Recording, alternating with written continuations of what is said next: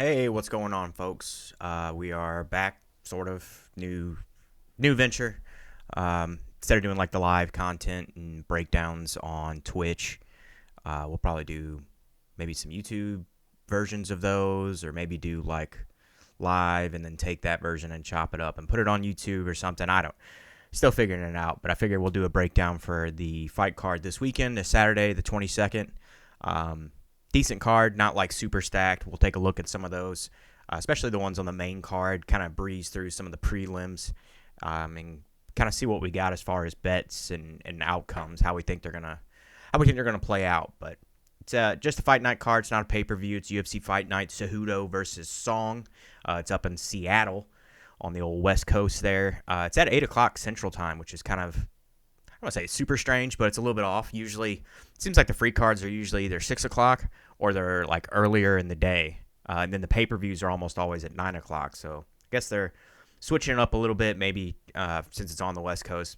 I would say that. And then they're generally in California or in Vegas. So I don't honestly know why they're switching it up. But either way, scrolling down, I think there's 13 fights on this card, kind of your standard setup. I think last weekend we actually had some extra ones on there. It was like 16 or something like that. I might be mistaken, but prelims start at 5 o'clock Central Time. You can catch those on ESPN Plus. We've got 7 fights on there. A couple that I'm interested in, a couple that I don't really know much about the guys. Oh, this is awesome. This fight wasn't even on there last night. Well, first, Modestas Bukauskas, however you say it, versus Rafael Jaqueira. Don't know a ton about Rafael here. Seen Modestas fight a couple times. I think I've seen like 3 or 4 of his fights now. He's pretty well-rounded dude. It's not like he's a standout stud in any one avenue. He's just kind of a well-rounded guy. So we'll see how he performs. Got Rafael coming off a loss. Is he making his debut off of a loss? Is kind of wild. Is that really what's going on here? While we're waiting for that to load, we've got Nursultan Ruziboev, however you say it, versus Eric Makanico, I believe is how you say that one. Nursultan we saw here in St. Louis, his last fight against Joaquin Buckley. It was in St. Louis. Ended up actually kind of shitting the bed. Dude was a pretty big favorite, was on a bit of a tear, and then ended up coming out and got manhandled by Mr. Buckley. Let's see. What's up with this guy? Okay, so it's not his debut. He's had one fight, and it was last October. Oh, he lost to Ibo Aslan. Okay. I actually remember this guy now. Ibo was also on this card, so we'll touch on that later. But I would think as a minus 265, Nursultan would win, or at least he's got enough public money on him that it shifted the line that far.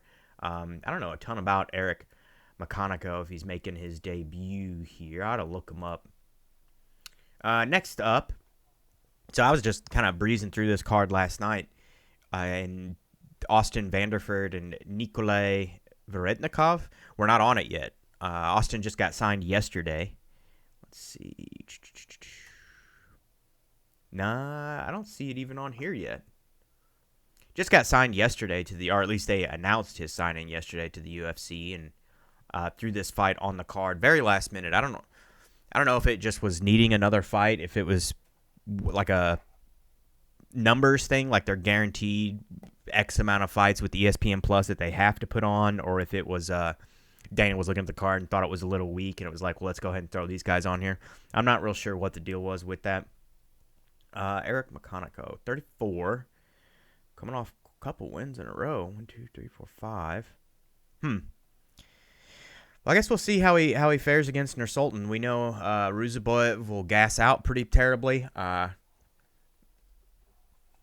Not like the most flashy dude ever. He kind of does a lot of like the basic shit and just does it very well and kind of muscles through it. He actually reminds me a little bit of like Shavkat Rakhmonov, where he's just a big bastard. He's tough as hell, strong, and can kind of muscle some of these positions. It's not like he's doing anything that you've never seen before. He's just doing it so fucking fast and forcefully, like it's just making it happen. I guess it's more that school of thought where it's like, do you want 10,000 techniques, or do you want to take one technique and sharpen it till it's razor sharp? And maybe they're more that school of thought. But the Austin Vanderford Nicolay fight, I'm gonna leave it alone. I don't know enough about Veretnikov. I've seen Austin Vanderford, however you say it, I think I've seen like 2 or 3 of his fights. He's all right. I actually think he's coming off like 2 losses in a row as well, which is kind of wild. Is it? Yeah, they're not even on here yet. Um, Depending on the odds, I'd probably entertain the idea of sprinkling a little bit on Veretnikov or something. It's a catchweight bout that kind of goes more to that whole last minute throwing it on the card factor that I mentioned. Next up, Ricky Simone versus Joe. You probably also, just scooting back real quick here, Austin Vanderford, you probably remember, or at least know of his wife, Paige Van Zant. She used to fight in UFC, went to BKFC. I don't know if she even fights anymore. I know she does like a lot of modeling and shit like that, but that's her husband. Ricky Simone versus Javid Basharat. Don't know a ton about Javid. I've seen like maybe 1 or 2 of his fights. Ricky Simone we've seen several times. Good grappler, good striker. Gets a little wild, a little reckless with it, but he's got a decent amount of power. Pretty okay gas tank as well. He doesn't fade super bad. The odds here are kind of throwing me off. I don't know. I've only seen like 1 or 2 of Javid's fights. He's good, but I don't know that he's a 3-1 favorite over Ricky Simone, which now I don't even see that fight on here. Did that fight get fucking dropped as well? Oh, no, it's right there, right in front of my face. I was going to say you could take it going to the distance, but that's minus 350. Good lord. Ricky Simone coming off 3 losses in a row. Good grief. Ayman Zahabi. So the loss in a no contest. One of them's the no contest there due to a groin strike. Got kicked square in the cojones. I feel like Ricky Simone's probably a live dog here. I don't know that I'd play it. I need to watch more on Javid. But Ricky Simone at those odds is a little surprising to me. Next, Mansour Abdul Malik versus Nick Klein. Again, kind of guys that I'm unfamiliar with. They don't have a ton of experience in the UFC. I think Nick Klein might have come through the Contender Series. Oh, yeah. Yep, he's got the damn gloves on. I was going to say, I think he came out of the Contender Series, but let's see. I'd like to see the record of these guys. You got 7-0 versus 6-1, so both of them got pretty good records. Let me turn that brightness up just a little bit. Load. All right, Mr. Blue Collar, 2-3-1, and he's got 1 knockout loss. Couple subs back to back is nice. 6-1. Whoops, didn't mean to do that. Go back. 27, 6'2", 185. He's got 6 knockouts, 1 submission. I do remember this fight. Dusko. Interesting. Minus 800 is a little wild. I wonder. I'd keep an eye out for old Nick Klein by submission and see what that is once the odds come out. If it's astronomical, which it's probably going to be, put like a tenth of a unit or something on there. I wouldn't go nuts by any means, but put a tiny little bit on there. The payout's worth it.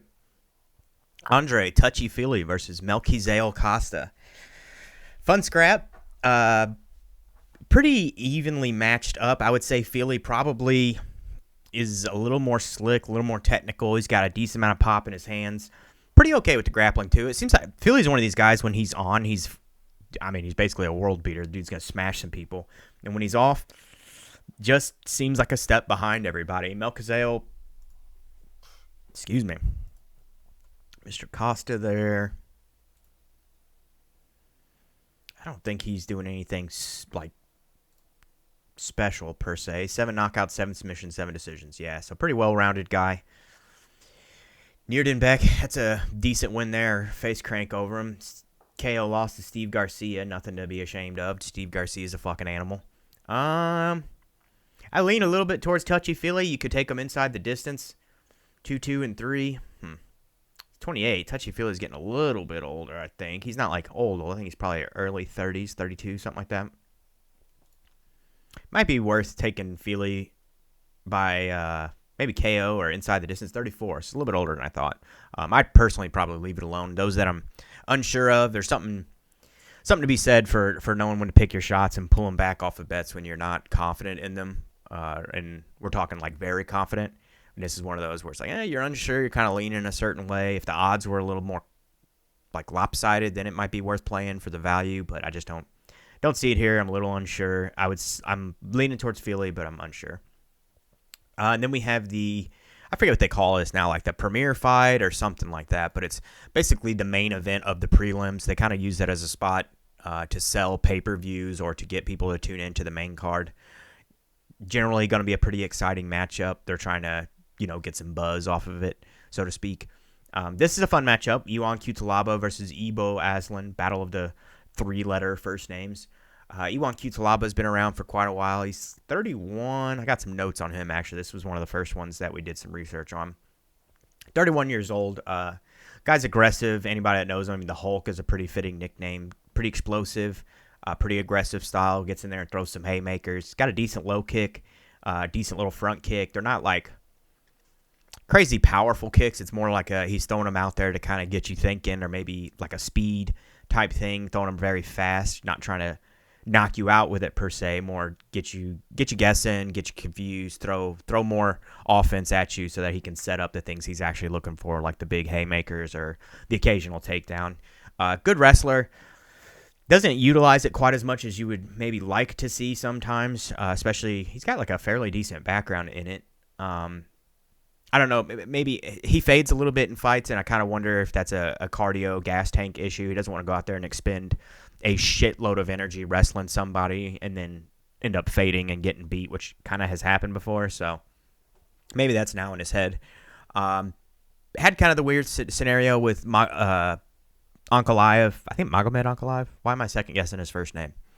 Where they actually had two fights because of the first one, but they decent scrap, going back and forth, landing a couple shots on each other, and then I think it was a head kick Ankalaev threw, but it didn't even actually catch Iwan Cutelaba. He blocked it, but then he acted like it caught him. He was trying to bait Ankalaev in, probably to land a big haymaker or something, and he was wobbling all over the place and basically sold it too well. The ref ended up jumping in and stopping the fight, thinking he was actually hurt, which of course ended up in a whole big debacle and him throwing a fucking bitch fit and everything else. But then he proceeds to come back and have the rematch. Here you go.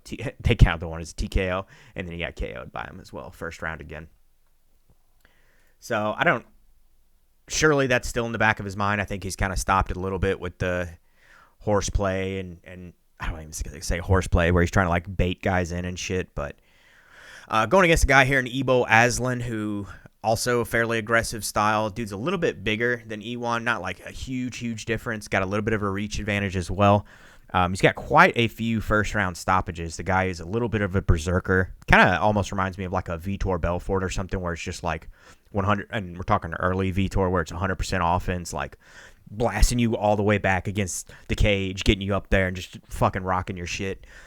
He does throw a little weird when he throws his punches. He kind of gets almost like a robotic, like locks at the elbows. Damn. All right. Well, I bumped the mic, so it disconnected for a few minutes, but we're just gonna roll with it. Fuck it. Bit of a berserker though. Kind of locks the elbows and hips. Just starts trucking people. That's what he did with his last guy. Got him up against the cage and just rocked his shit. Got quite a few first round stoppages as well. Why NA? I wonder what's up with that. They don't have the time on those, or what's going on with that, but. One of the things I noticed, he leaves his head a little bit on the center line while he's throwing these rock'em sock'em robot punches. I don't know what his chin is like. We haven't really seen it tested. He's been subbed once. Somebody like Ankalaev, somebody like Iwan Cutelaba, I actually think could potentially catch him. They're kind of similar fighters, very explosive. Throwing kicks more as a distraction than like really put you away. The occasional power kick from like the rear leg. I would say Cutelaba probably has the edge here. Plus 150. That's a little surprising. I thought he was, when I was looking at the odds earlier. No, he's the underdog. All right, we'll take Iwan Cutelaba. I think he can get it done. Maybe inside the distance. In reality, maybe the under 1.5 would be the play. Let me see. Yeah, maybe take the under 1.5 if you're not real sure on the winner. I think I'll probably play that one. Both these dudes, early stoppages, go out there and get after it. So we'll go the under 1.5 on that. First fight of the main card, we've got Alonzo Manafield versus Julius Walker. We've saw Alonzo Manafield in person in St. Louis. He came here and got unfortunately starched by old Carlos Olberg. Dude's explosive, powerful, very like muscle bound. That he's just jacked. He actually kind of similar to Iwan Cutelaba in the way that they will get in these kind of like shootouts with people, throwing big haymakers, tons of power. He's 37, so he's not exactly young. Giving up quite a bit of age here with Julius Walker, who's like 12 years younger than him. Julius is making his debut, so you got to wonder if like the experience of Mr. Manafield will come in here. He's got like a longer stance, orthodox, big power puncher. Likes to kind of squat down and load up for the power punches and stuff. So I wonder if maybe that's something that can be read after a while, if that's the same thing you do in every single fight. Does have like a little bit of a reaching style as well, where he'll kind of reach forward and pull the hands down for like long jabs and straights, but I think it leaves him open to counters. So somebody who's like a better striker like Carlos Olberg will catch him. I don't know necessarily that that's going to be the case with Mr. Juicebox, Julius Walker. Making his debut in the UFC. He was actually scheduled to fight somebody else the same weekend here in Springfield, Missouri. Dude's a decent grappler. Big kid, a little stiff with his striking. I noticed he kind of pushes his punches out there. Not like super snappy like you'd like to see with some of the more technical guys. Gets a little sloppy on his shots as well. Not unlike Manafield and Iwan Cutelaba. He'll get in there and start banging it out some. Got a good over-under. Seems like he's better on the ground than he is with his wrestling. Manafield isn't the greatest wrestler, so if Walker gets him down, might have a hard time getting back to his feet and could potentially get submitted. Let's see. Mr. Walker, I don't know if he even has... Yeah, he's got 2 submissions. Alonzo's never been submitted, so it's hard to say that you're going to actually see that outcome here. I think a lot of that has to do with his body type. These kind of shorter limb, really muscular guys are just hard to fucking submit. They're so explosive, and it's hard to get their arms or limbs away from their core, which is considered like your strongest position in grappling. Like here, you're going to be stronger than if you're extended out here away from your core. So I don't know that Mr. Walker is going to be able to implement any kind of like ground game and stuff, though I would say he probably has the edge there. I will probably lean towards Alonzo Manafield in this one. This is a pretty stout test to come into the UFC, and your first fight is against Mr. Manafield. You could potentially take him inside the distance or KO or something. Yeah, he's minus 225. Clearly the other people think that's probably the way it's going to go as well. Take the over 1.5. I could see this going around 2, maybe even go to a decision or something. We'll see. Pretty decent test for Mr. Julius Walker coming in here. Next up, we've got Lord John Silva, however you say it, versus Melsik Bagdasaryan. John Silva coming out of the Fighting Nerds, 28 years young. Dude's a huge favorite in this fight. He's been getting a lot of buzz lately. The guy's flashy, throws big shots, got a very long orthodox style. He kind of keeps the power hand cocked like right up there by his chin or his temple, and then kind of starts reaching with the other hand again, like grabbing your lead hand, pull your hands down to land the big shot. I notice when people kind of press the offense on him and he shells up, he tends to leave his guard a little high, which exposes him to like body shots. In this fight, that could be a factor. He's been hit in the past with like kicks to the body and stuff, and it doesn't really seem to phase him. But that's kind of one of those things. I feel like it only takes one good one, and then you're kind of screwed. It's not, you don't need attrition on those. You can land one big shot, and that's the end of that. He does get comfortable though and start dropping his hands, kind of like he did against Drew Dober, where I guess after a while maybe Dober got tired and some of the pop came off of his shots, and Mr. Silva just no respect for the power, was clearly not concerned, which kind of a double-edged sword there. I guess it works in your favor in that you can draw strikes out from people and counter-strike, which Gene Silva is a counter-striker. He does that quite a bit. So I can see why he would implement that, but in turn, those hands down, you could, of course, always get caught. It's rare that you run into people like Wonder Boy who can get away with it for basically freaking the majority of their career. And even Wonder Boy finally got caught by like Anthony Pettis and a couple guys. Going against Melsik Bagdasaryan, 33 years old. He's a southpaw, so you always got to wonder how much Silva's getting exposure to southpaws and how that'll play out for him. He's got good, powerful rear leg kicks, good snapping front kick. Hands are a little bit low. He doesn't do quite like Gene Silva, where he keeps the one up by his like the side of his face cocked for a power punch. He kind of almost has more of like a karate stance, both hands low.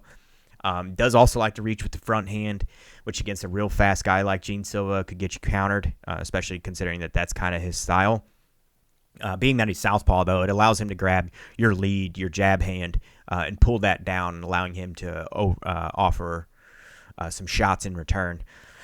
One of the concerns for this fight is grappling, his takedown defense. Just needs some work. It's not like world class, I wouldn't say. He also kind of settles there a little bit. He was getting taken down in his last fight some, and instead of, you'd like to see these big explosive strikers, as soon as they touch the floor, they're exploding back up to their feet. As soon as their ass hits the mat, bam, it's just a scramble. And maybe it was because a lot of it was against the cage, but it seemed like he would get taken down and kind of settle in the position, waiting, just shoving down on the head and just kind of chilling there, which you're giving up the position. It's taxing on your body. I don't think that's necessarily a good way to go about it. And especially against a guy like Gene Silva, who's a pretty well-rounded dude. I could see that being a problem here. If Silva chooses to grapple, I could see him getting old Bagdasaryan down and potentially like working his way to the back and getting a submission or something. Let's see. I want to see if Bagdasaryan has been submitted before. I want to say he has, but I could be mistaken there. Actually, I would say probably the power advantage goes to Gene Silva. Speed, maybe to Melsik. Dude's pretty damn quick. He's been subbed twice. Gene Silva has only 2 submissions as well. What I think would be the game plan is to take Melsik down a couple times and get him tired and worn out. Start weighing on him a little bit and then land your big shots and take him out.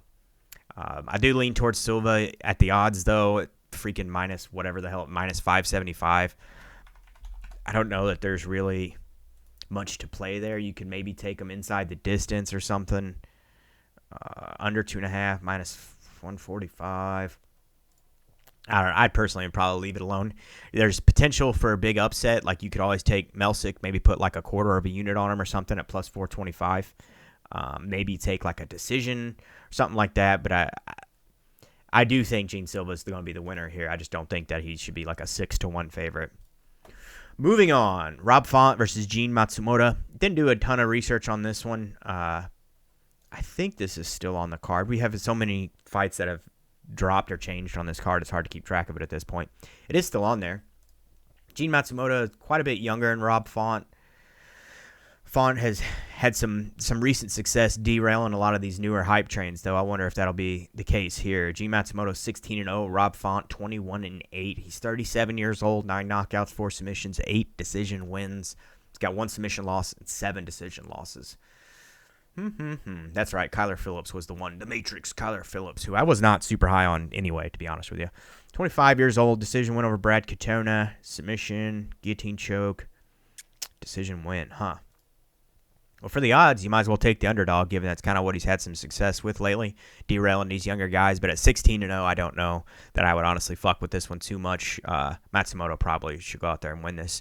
If he wants to make a big statement, he goes out there, puts the finish on Rob Font, seals the deal, and then uses that veteran name to kind of propel himself forward, at least in the public eye. So we'll move right past that one. That's catchweight bout as well, I noticed there. We've got Brendan Allen versus Anthony Hernandez for the co-main event. Real fun scrap here. Brendan Allen, 29 years old, pretty big kid, pretty good size. He's a big, thick dude, clearly pretty strong. He's got a real good top game. I think his grappling is a little bit overrated. People acting like he's going to be the next fucking world beater and all this. Need to chill out a little bit. He's good. I just don't think he's quite that good. I think there are significantly better grapplers, even in the same division. He does have a good grappling top game, though. He's like positionally dominant. He's not one of these guys that's going to get so overextended chasing a submission that he's going to get just dumped off of him very easily. Kind of got like a wet blanket style, I guess you could say. His last fight against Imavov, he did show some progression in his striking, getting to be a little bit more of a threat in that department. I still, again, it's not like he's a world beater there per se, but it's coming along nicely, so it'll complement his game well. Now that he's got a good striking base, he can get a little more risky, a little more daring with the takedowns, or at least in my opinion, he could, because now he has the striking to back it up if he fails the takedown attempts, or he's developing the striking to back it up. I shouldn't say he's already got it, but it's coming along nicely. He's got it in work. Gas tank leaves a little bit to be desired, and so does his wrestling. I worry when he can't get people down, what is going to happen with him, which I think is why he's also been obviously working on the striking. It's I would say a hole in his game, but it's something that anybody who's watched has noticed. He struggles a little bit in the wrestling department. So if you can, as long as you can stay on the feet, you can kind of piece him up a little bit. But if he gets you down and gets on top, it's gonna be a long night for you.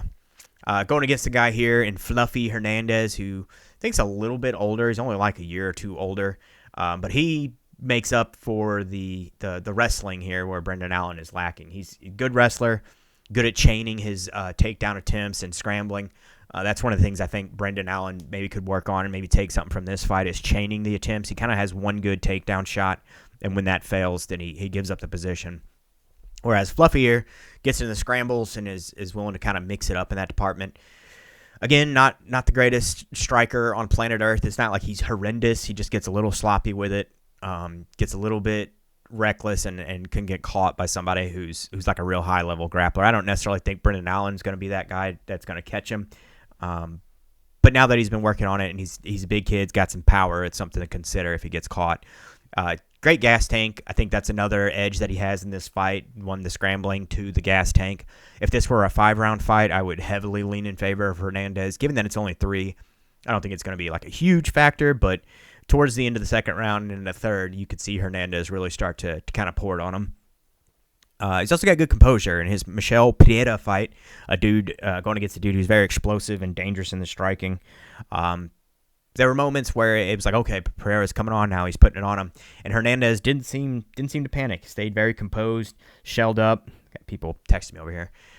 Shelled up nicely, protected himself, backed up against the cage, and then circled out. It wasn't like he was panic shooting and getting caught or throwing reckless return shots or anything like that. He just kind of backed up, circled out, stayed defensively sound, which is good to see. It's like, all right, this guy's clearly thinking. He's got good fight IQ. I would give him the edge in that probably as well. Odds-wise, Hernandez is a 3-1 favorite. You could probably take him by decision. You could maybe take the over 2.5. I would entertain that. Hernandez by points plus 125 is not bad. I'd probably play both of those there. You can maybe hedge it out or something with Brendan Allen by submission or something like that, but I just don't see it happening. I think Hernandez is too good. Got some momentum behind him. I think he's trying to make a run at this thing, at the title here. He's got quite a few wins in a row, so I literally think he's only maybe 2 fights removed. Wins this fight, wins another big fight. You could potentially see him in the talks to go against somebody like Dricus or something. So that's it for the co-main. Then on to the main event. We got Henry Cejudo versus Song Yadong. Triple C coming back yet again. It's like out, retired, comes back, out, retired, comes back. Jesus Christ, people are just blowing up over here. 8 knockouts, 8 decision wins. Got 1 knockout loss, 3 decision losses. I think that 1 knockout's against Mighty Mouse. Obviously, great wrestler. Went to the Olympics for wrestling.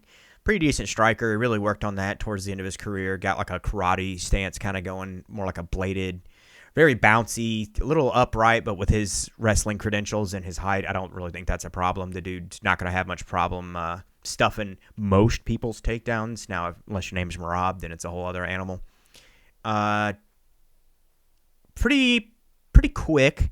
You got to wonder if that's going to start fading a little bit as he's 38 years old, but he's always impressed me with his speed, which is something in this fight I think could actually be a factor. Given that he's 38, he's probably going to start slowing down a hair. He's got a very energy-intensive style with the bouncing and the mobility and everything else, so it's like 5-round fight. You get to rounds 4 and 5. I could see him start to fade, especially considering he did by like the end of round 2 or 3 against Marab. Now, Marab is it's kind of a special case here. You can't necessarily hold everybody up to the same standard as him, but if he's getting tired at round 2 with Marab, that's why I'm saying round 4 he could get tired against another young lion here with Song Yadong. Got great fight IQ, though. I think that's probably one of his best attributes. The guy is just a competitor. He's been fighting forever, been competing his whole freaking life in wrestling. So he's just a dude who knows how to win. He knows what it takes to go out there. He's competitive, and he knows how to get the W. So gotta give him a little bit of a tip of the cap for that there. But I also do think that his best work was done a weight class below this. So now he's given up He used to have quite a bit of size, muscle advantage against people. Now he's given that up a little bit. So I think he's going to look a little more human, particularly in this fight against Super Song Yadong. Hopefully he'll come out with the blonde hair again. Be like a Super Saiyan here. But 27 years old. Song has a shitload of experience. I mean, he's got almost double the fights of Henry Cejudo while being 11 years younger than him. Very explosive. Dude's clearly very strong. He was training with Team Alpha Male. I believe he's still working with them. Got a lot of pop. Throws very hard kicks, especially like the low kick, low calf kicks. Got a very hard jab. More of a like planted, flat-footed style than Henry Cejudo.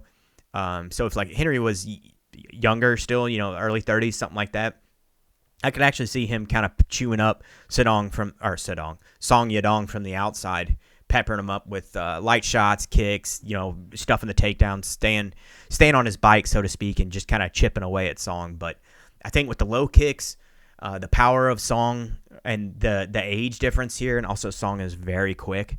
I could see him actually finishing Cejudo and potentially using that to springboard himself into title contention, or at least somewhere around it. Ooh, under 4.5. I don't hate it. Plus 145. Song. You could take Song inside the distance, maybe. Song inside the distance. Plus 165. What is him by decision? Honestly, you probably hedge it out. You get plus money either way. So maybe we'll do a Song hedge, plus 165, plus 130 inside the distance and decision. Get plus money both ways. Cover yourself pretty good. I just don't see how Cejudo gets it done here. I don't necessarily know that he has the power to put Song away. He seems to have a pretty good chin. I think he's slowed down a little bit. I do think he's probably the better wrestler, but that's pure wrestling and MMA wrestling. I actually think it's pretty competitive, especially considering the age gap there. Cejudo's not going to have a million shots in him. He's going to have about 2 good rounds worth of wrestling, and then he's going to start to fade. So Song could literally just hold on and chill for a little bit and then take over 3, 4, and 5 and do it that way if he wanted to. I kind of think Cejudo's done after this. It's only his second fight in like 4 years anyway, so I kind of feel if he goes out here and loses in decisive fashion, he's going to hang him up and probably hang him up for good finally instead of this flip-flopping back and forth like he did, retiring basically at the peak of his career, making the most money he did. I'll never understand that decision. I don't know if he just overestimated his star power or what, but not a great decision. So got some decent action for this weekend. Nothing that like stands out to me that I would just hammer. Maybe the decision inside the distance hedge in that main event, you could probably hammer it pretty hard if you wanted to. I've been liking more hedges lately, but that is it. UFC Fight Night, Song versus Cejudo. I think we'll probably be doing mostly MMA-related content on the YouTubes from now going forward. We'll do the occasional video game stuff here and there, but I'll probably leave the live streaming for like Twitch and Kick. In those avenues, we'll do MMA-related stuff here, covering news, dumb shit that happens, kind of like the Bryce Mitchell situation. Good signings, Austin Vanderford coming, things like that. But either way, that'll be it for the first one. Thanks for watching, folks. Throw me a follow, subscribe, thumbs up, leave a comment, all that shit. And hopefully we'll hit some bets, make some money this weekend. Thanks for watching, folks. Peace out.